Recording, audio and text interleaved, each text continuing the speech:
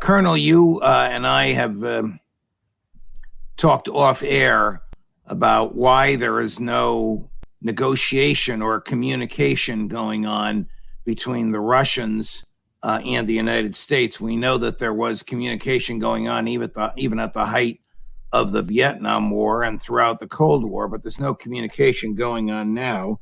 Secretary Blinken seems to feel that a ceasefire would be a cynical trap. What's your take on this, Colonel? Well, I'm not sure he could give you a different answer.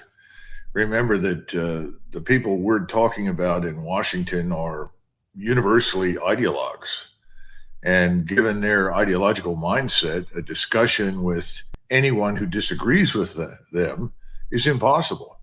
Anyone who opposes American policies in any form, particularly military policy, strategic policy, is by definition an enemy. I mean, this is remember, this was the George Bush message, you're with us or you're against us.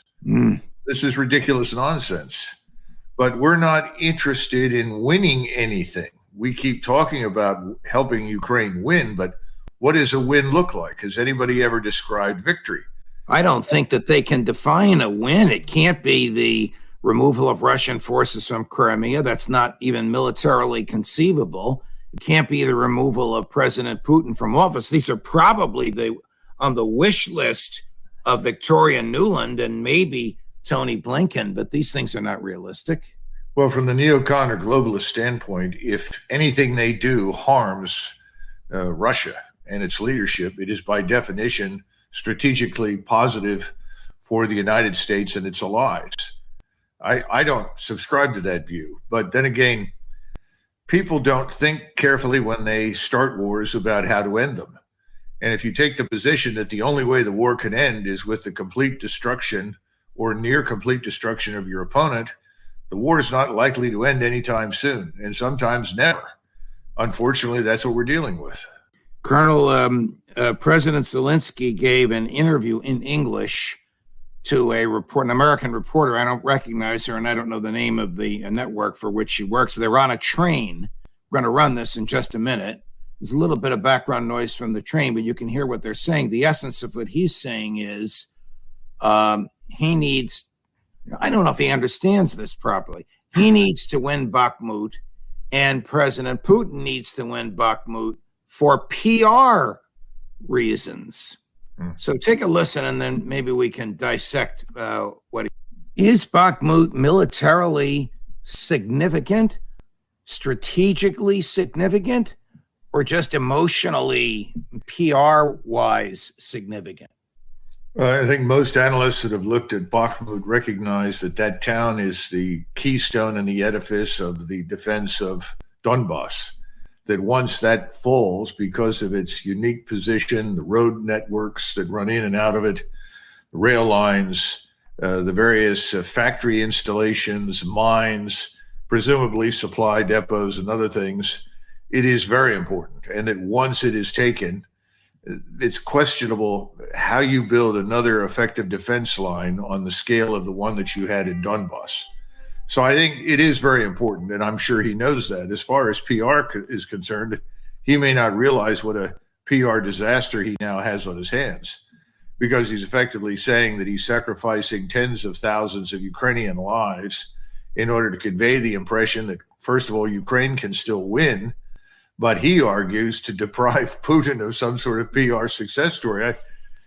The Russians have a lot of capability right now, a lot of forces. They're not moving because they're not going to slug their way through the sea of mud that has famously stopped armies for centuries. They're waiting for that to dry out.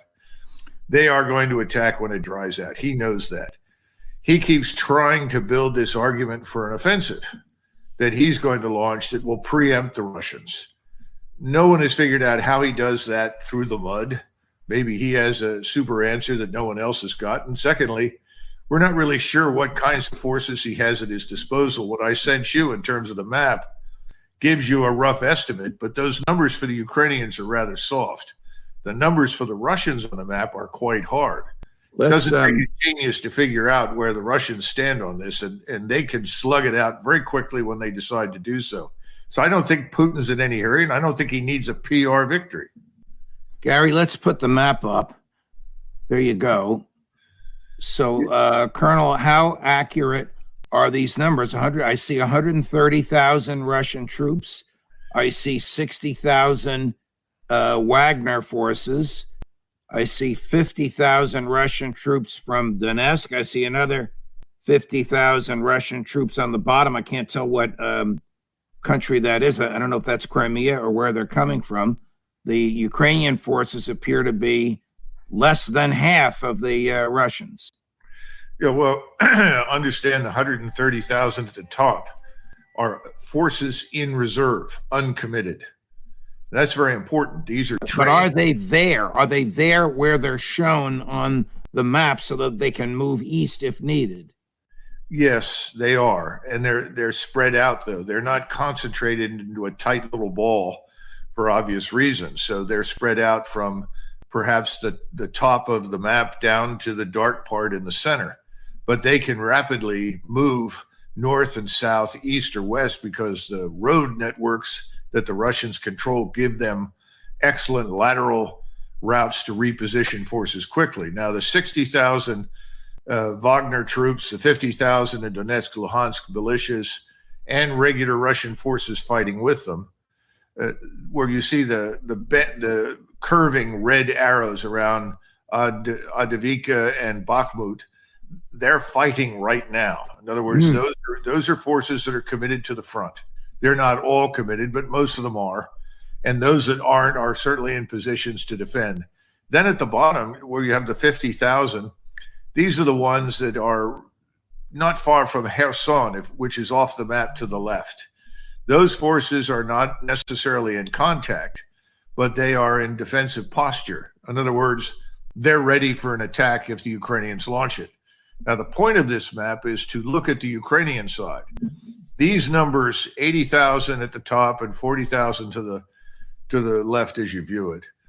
Those numbers were good a few weeks ago. We don't know precisely what they are because you'll see the dashed blue lines. What does that mean? That means that the forces that were formerly concentrated, as shown on the map, have been reduced in size and capability because they've had to move them to reinforce Bakhmut and Avdiivka. In other words, we may be looking at now 20,000 down to the left and maybe 30,000 or 40,000 up to the right because the rest of the forces have been drawn off to fight. Now, Bakhmut has reportedly fallen, which means they no longer have those defensive positions and are going to have to fall back further to the west if they're going to maintain any kind of coherent defense. Colonel, let me interrupt you. Is this breaking news that Bakhmut has reportedly fallen, or is this a repetition of what we expected in the past week or so? I have only received a direct statement that came to me from my sources that what you see, the distance between the two red arrows around Bakhmut is closed. Do those arrows mean that Bakhmut is surrounded? Yes. In other words, it's completely surrounded by Russian troops. Yes. And the Ukrainian forces, we're unsure how many are left. Maybe there are 3,000, 2,000, 4,000. But effectively, Bakhmut has fallen because those troops cannot be reached. They can't be reinforced, and they're on their own. So we'll see what that means over the next 24 or 48 hours. Do those forces surrender? Supposedly, a lot of Ukrainian troops have surrendered, talked about being isolated, having no support, having nothing to eat, having no more ammunition, and so forth. So at any rate, the point is that the totals that we thought were available just 2 or 3 weeks ago for counterattacks really don't exist anymore. It's something less than what's shown on the map. Secondly, they have to move across relatively open ground in order to reach the Russian lines. Now, this is a wonderful opportunity for the Russians because, as we've pointed out in the past, you have intelligence, reconnaissance, surveillance platforms, manned and unmanned, from the ground all the way up to 30, 40,000 feet, low Earth orbiting satellites at 80, 90,000 feet. All of these can track with absolute perfect detail where the Ukrainians go. The result is that as soon as they are within, say, 10 or 15 kilometers of the Russian lines, they're going to be